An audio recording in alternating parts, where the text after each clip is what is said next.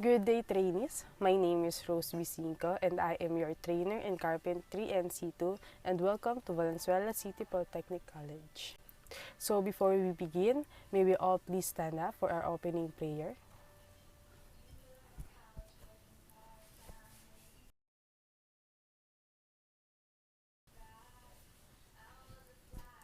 Amen. You may now take your seat. Now I will be checking your attendance. Say present when I call your name. Aleje Rigel, Beran Christian, Camerino Severino, Desalisa James, Fajardo Shinray, and Palardon Tony James. I am a graduate of Bachelor of Technical Teacher Education major in Civil Technology and I also finished Carpentry NC2. I am a TEST accredited trainer in qualification of Carpentry NC2. And once again, welcome in Valenzuela City Polytechnic College. Our mission is to provide quality technical education accessible to all. The vision, to become a center of excellence in technical education. In Val Poly, we have 8 different courses, named Automotive, Civil Technology, Electrical, Electronics, Garments and Fashion Design, Food Service Management, HVAC-R, and WFT. I hope that you will enjoy your training here at Val Poly. So now let's proceed in Carpentry NC2. First, I will discuss what is Carpentry NC2. Carpentry NC2 is a short test course in the Philippines that will train you in performing education and installing and stripping framework. The Carpentry NC2 that we have are basic competencies, common competencies, and core competencies. So for us, we will focusing on common competencies, which is preparing construction materials in carpentry. Does anyone of you know what are the materials needed in carpentry? Yes, Mr. Aleje. Very good. Those are the materials that needed in carpentry. I think that you already have an idea what are the materials that needed in carpentry. So before we proceed to our training, I would like to know you better by preparing this questionnaire to you.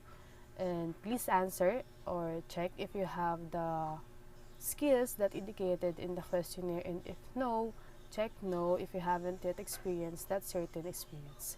Just for me to assess who among you have already acquired the experience or skills in Carpentry NC2.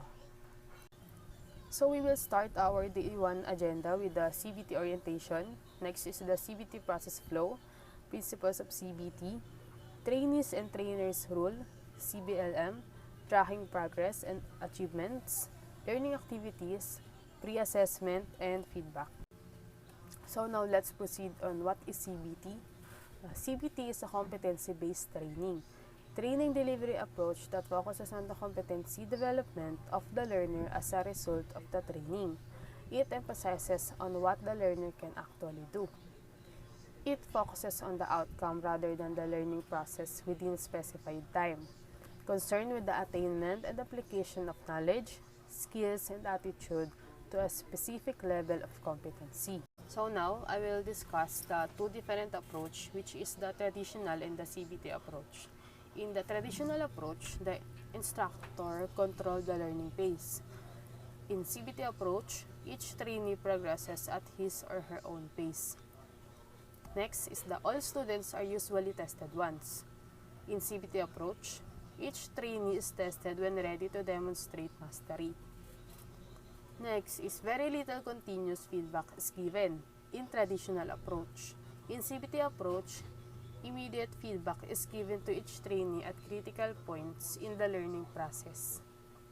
The instructor involved in teaching only one topic at a time. In traditional approach, in CBT approach, the trainers must be able to question on many different tasks each day. Also, in traditional approach, retesting is discouraged or not allowed at all.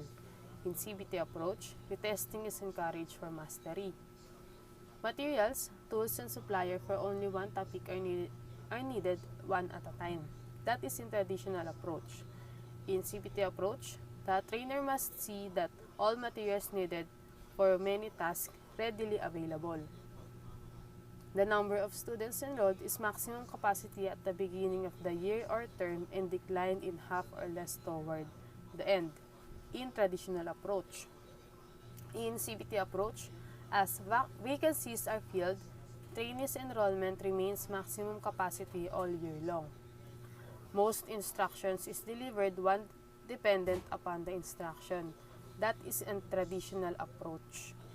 In CBT approach, the trainer must be managed the use of wide variety of instructional media and each day. Next, I will discuss the 10 principles of CBT. First is the training is based on curriculum developed from the competency standard. Second is learning is modular in its structure. Third is training is delivered as learner-centered and should accommodate individualized and self-paced learning strategies. Fourth, training is based on work that must be performed. Fifth, training materials are directly related to the competency standard. Sixth, assessment is based in the collecting of the evidence performance of work to the industry required standard. 7. Training is based both on and off the job competency. 8. Training programs allows for prior learning, RPL, or current competency. 9. Training allows for multiple entry and exit. 10. Learning program are registered from the UTPRAS. When we say UTPRAS or UTPRAS or ATPRAS, it is the Unified TVET Program Registration and Accreditation System. Trainer and trainees also has their role. So for the trainer, we should serve as a team member to determine what is to be learned, stimulates students' motivation, manages learning, a consultant rather than a provider of information, a facilitator of the learning, diagnose and solves learning problems, evaluates students' achievement, assist learners to obtain individualized rewards, assist each student in designing a personalized plan of study. So for the role of trainee, students may select what they want and what they want to learn within reason. The trainees should learn at their own rate within the program guidelines. They may speed up, slow down, stop, or even repeat at a task. The trainees may request to receive credit for what they already know. This is done either through pre-testing or through a review of a task list completed at another training.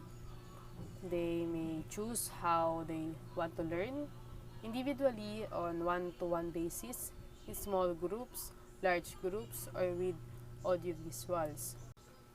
Next is I will discuss the CBT process flow. First is you enter as a student or trainee in this institution. As you get started, we are having an orientation, and I will also introduce your role as a trainees. And the next step is you can select a competency that you want to learn, because competency-based program is all about giving you to select what you want to learn. In this part, you receive a lot of learning activities that goes with the process of all the materials we'll provide to you in this institution, and while the trainee do the assessment, you will also observe in order to practice the skills in particular area, and you will also receive assistance from the trainer, from me, and after that you get all the skills you need in your competency, and you will undergo institutional assessment, and you have to perform the task you learn while your trainer observe your performance, so he or we can rate your performance if you are done in your actual demo. In this part of the question that you will be asked, and the question number 1, did you satisfied with your performance in this part of the question you will be asked, and the question number 1, are you satisfied with your performance? If your answer is yes, you will be back and select another competency. And another question is, we'll be having completed competency. If your answer is yes again, you are recommended to undergo the national assessment before you exit the program. And lastly, if the competency have it, you may now accept the program, and that's the process of the CBT flow. Next is the CBLM. or competency-based learning module. It is a source of information for you to acquire knowledge and skills for a particular training. There are parts of CBLM, and these are the direction or instructions on how to use it, module of instructions, learning activities, self-check, answer keys, job or operation sheet, performance criteria, checklist. Okay class, since it's already 12 noon, we should take our lunch first, and you will be back at exactly 1 p.m. to take your pre-test about carpentry and C2. Good afternoon everyone. So I will distribute the questionnaire and you may answer that within 30 minutes. And later on, after you finish, we will check that. You may now start. Okay, time's up. Kindly exchange paper with your seatmate and we will check your answers. So for number 1, what is the answer?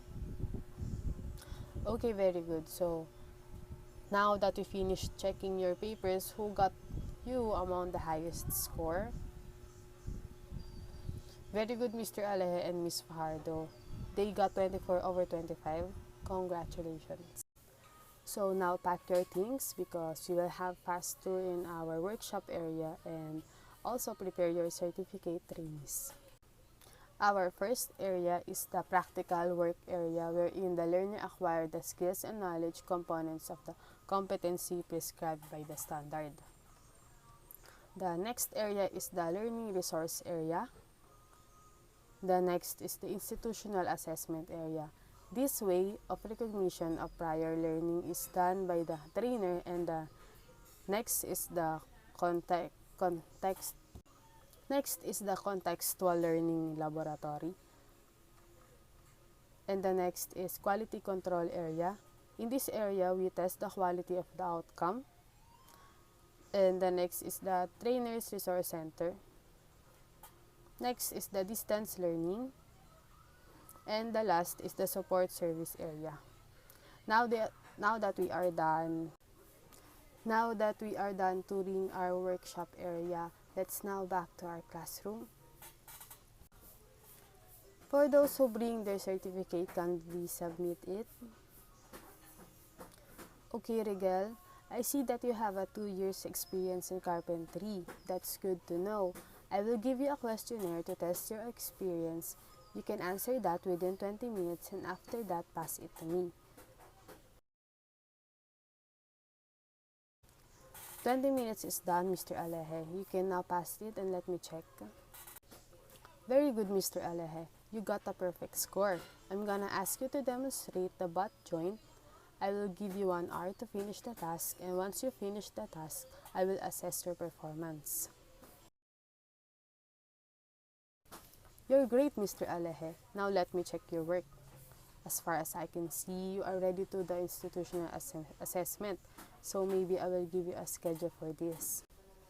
So now let's proceed in institutional assessment. It is an assessment recurring process to examine whether day-to-day activities are successful in meeting unit goals and outcome. It provides evidence that supports claims that institutions are achieving clearly articulated mission goals, student service support, service outcomes. First, you need to demonstrate with the oral questioning, then review, and having written test. Good day, trainees. So this is our day 2. At the end of this lesson, you should be able to determine the different materials that needed in carpentry. But before that, you should know the use of those materials that I will show to you. The first one is the crosscut saw. Crosscut saw is a specialized hand saw for manually cutting wood across the grain. Crosscut saw includes a blade and a handle. Second is a tri-square or a tri-square. It is a woodworking tool used for marking and checking 90-degree angles on pieces of wood. Third is the claw hammer. It is a tool primarily used for driving nails into or pulling nails from some other object. Fourth is the screwdriver. It is a tool, manual or powered used for driving screws. Fifth is a tape measure. A tape measure or measuring tape is a flexible ruler used to measure size or distance. So that's all for today, trainees. I hope that you learned a lot from our lesson for today. And again, I am your trainer, Miss Rose B. Cinco. Thank you.